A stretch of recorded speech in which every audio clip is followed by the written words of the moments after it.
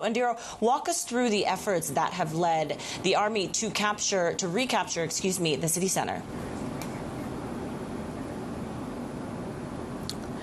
Hi, Jen. So this has been a long time coming. It started in September of 2024, where they were gradually ramping up their forces.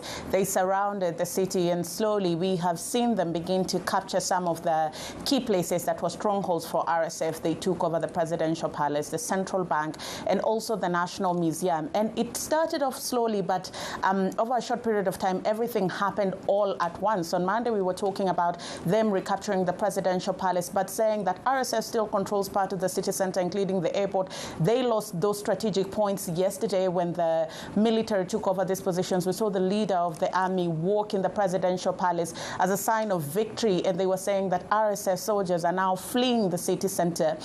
Moving forward now, it's the hope that they're going to start to fortify their position in the city and start looking beyond the city in places like Darfur. RSF will be counting their losses. They have controlled some of these key institutions and also the city center since the war began. And so losing this will be a big blow to them, but they still control other parts of the country where they're hoping that they'll fortify their position and fight back should the military try to come and launch an offense.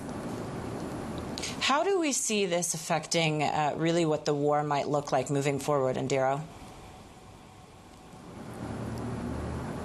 You can look at this in two fronts. For the people, it's a sigh of relief. First of all, the city center under the rule of RSF, people were complaining that there was restricted movement, there wasn't enough food, and just access to basic goods and basic amenities. They're hopeful that the army will restore some form of normalcy, that they'll be able to move freely, that there'll be electricity that will be restored back in the city center. But building back is also not easy. One of the priorities of the military outside of recapturing territory is gaining more ground, and so for them, building back might not be top of the list. They might ease the restrictions of the RSF, but not so much relief is going to come from that. They're also going to try and move to RSF territories, try to capture those. But as the war is happening, the casualties continue to rise. There were reports, confirmed reports, that an airstrike by the military killed nearly 300 people. And these are reports that the army is denying, saying that they only attacked RSF soldiers and they're not taking accountability of the casualties. So far, 150,000 people have lost their lives. 12 million people have been uprooted from their homes.